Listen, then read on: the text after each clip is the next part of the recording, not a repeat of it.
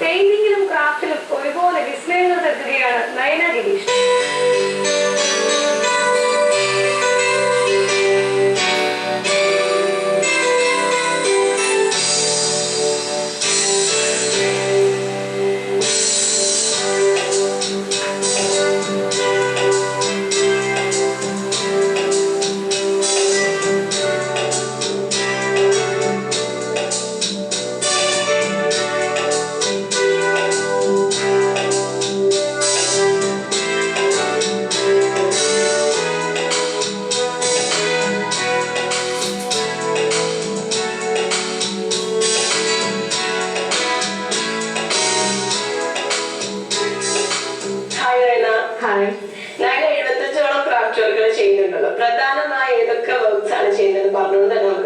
തീർച്ചയായിട്ടും mural painting, starch painting, knit painting, net painting, coffee painting, tea painting, masala painting പലവിധം ചെയ്യുന്നുണ്ട്.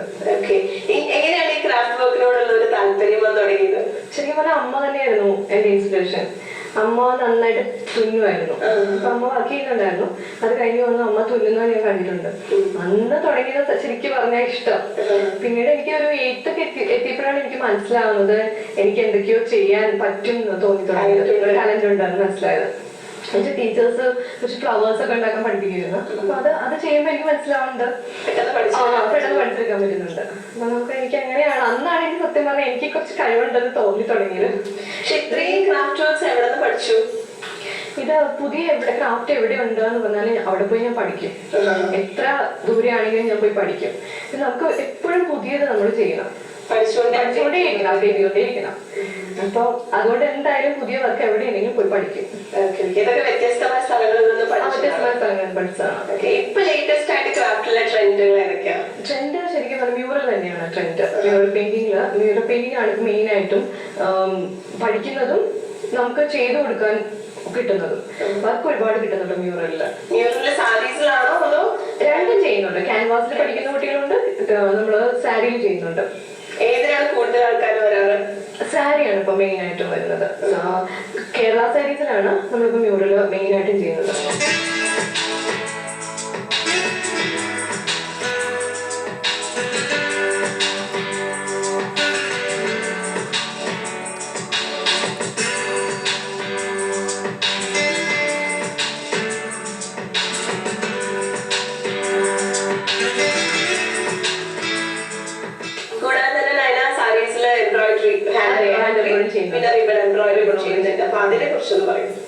Hand embroidery work എപ്പോഴും trend മാറാത്തൊരു വർക്കാണ് hand embroidery work. അപ്പോൾ അത് ഹാൻഡ് എംബ്രോയിഡറി എന്ന് പറഞ്ഞാൽ ഒന്നുകൂടെ കൂടുതലാണ്. മിഷൻ എംബ്രോയിഡറിക്കാളും കൂടുതൽ നമുക്കിത് കിട്ടുന്നത് ഹാൻഡ് എംബ്രോയിഡറിക്കാണ്.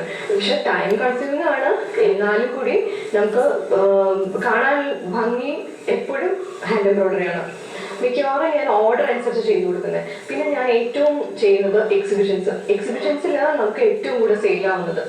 എക്സിബിഷൻസ് ചെയ്യുന്നതിന് മുന്നോടിയായിട്ട് ഞങ്ങൾ കുറച്ച് ഉണ്ടാക്കി വെക്കും, റെഡിയാക്കി വെക്കും. അത് കഴിഞ്ഞിട്ട് എക്സിബിഷൻ ചെയ്യും. അപ്പോഴാണ് എനിക്ക് ഏറ്റവും കൂടുതൽ ഓർണമെന്റ്സ് പോകുന്നത്. അതെ, മാർക്കറ്റിംഗ് ആണ് ഞാൻ എക്സിബിഷനിലൂടെ ഉദ്ദേശിക്കുന്നത്. എന്റെ സ്റ്റുഡൻസിന്റെ കുട്ടികൾക്ക് വേണ്ടിയിട്ട് തന്നെയാണ് എക്സിബിഷൻ ചെയ്യാറ് എല്ലാ തവണയും. കൂടാതെ തന്നെ കോം പെയിന്റിംഗ് ഒരു സ്പെഷ്യൽ ആയിട്ടുള്ള കോം പെയിന്റിംഗ് ചെയ്യുന്നത് നമ്മള് കുറച്ച് കട്ടിയുള്ള പേപ്പർ, ഏത് പേപ്പർ വേണമെങ്കിലും എടുക്കാം. ഐവറി ഷീറ്റ് ആണ് ഏറ്റവും ബെസ്റ്റ്. ഐവറി ഷീറ്റ് എടുത്തിട്ട് ഐവറി ഷീറ്റിൽ നമ്മൾ പിക്ചർ ട്രേസ് ചെയ്യാം. ഇഷ്ടമുള്ള പിക്ചർ നമുക്ക് ട്രേസ് ചെയ്യാം. ട്രേസ് ചെയ്തതിനു ശേഷം ഫെവിക്കോൾ എപ്പോഴും സെലക്ട് ചെയ്യുമ്പോൾ നോക്കണം. MR SH ഉണ്ട്, നമ്മൾ SH ആണ് യൂസ് ചെയ്യേണ്ടത്. SH ഫെവിക്കോൾ എടുത്തിട്ട് അത് ഫെവിക്കോൾ നമ്മൾ ബ്രഷ് വെച്ച് അപ്ലൈ ചെയ്യണം. ഇതിന്റെ മുകളിൽ ബ്രഷ് വെച്ച് ഈവൺ ആയിട്ട് അപ്ലൈ ചെയ്യാം. അതിനുശേഷം നമുക്ക് കോംബ് ഒരു ചെറിയ പീസായിട്ട് കട്ട് ചെയ്തെടുക്കാം. എന്നിട്ട് കോംബ് വെച്ചിട്ട് നമ്മൾ ഇംപ്രഷൻ കൊടുക്കുന്നത് ഏകദേശം നമ്മൾ കണ്ടു കഴിഞ്ഞാൽ നിപ്പ് പെയിന്റിങ്ങിന്റെ ഒരു നിപ്പ് പെയിന്റിംഗ് ആണോ തോന്നിപ്പോകും. പക്ഷെ നിപ്പ് പെയിന്റിംഗ് അല്ല, അതിനേക്കാളും ഈസി ആയിട്ട് നമുക്ക് ചെയ്യാൻ പറ്റും. കോംബ് വെച്ചിട്ട് ഇംപ്രഷൻ കൊടുക്കാം. അത് കഴിഞ്ഞിട്ട് ഡ്രൈ ആയി കഴിഞ്ഞിട്ട് നമ്മളത് കട്ട് ചെയ്തെടുക്കണം. ഷേപ്പിൽ കട്ട് ചെയ്തെടുക്കുക. പിക്ചർ മാത്രം നമ്മൾ ഔട്ട്ലൈൻ കട്ട് ചെയ്തെടുക്കുക. കട്ട് ചെയ്തതിനു ശേഷം നമ്മൾ ഫാബ്രിക് പെയിന്റ് വെച്ചിട്ട് പെയിന്റ് ചെയ്യും. എന്നിട്ട് ഈ പീസ് നമ്മൾ ഒരു കാർഡ്ബോർഡിൽ ബ്ലാക്ക് പേപ്പർ ഒടിച്ചിട്ട് ആ പേപ്പറിലേക്ക് നമ്മൾ സ്റ്റിക്ക് ചെയ്യും. ഇങ്ങനെയാണ് ചെയ്യുന്നത്.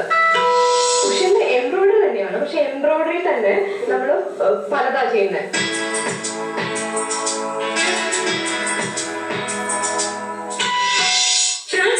പ്രകാശ് അവതരിപ്പിക്കുന്നു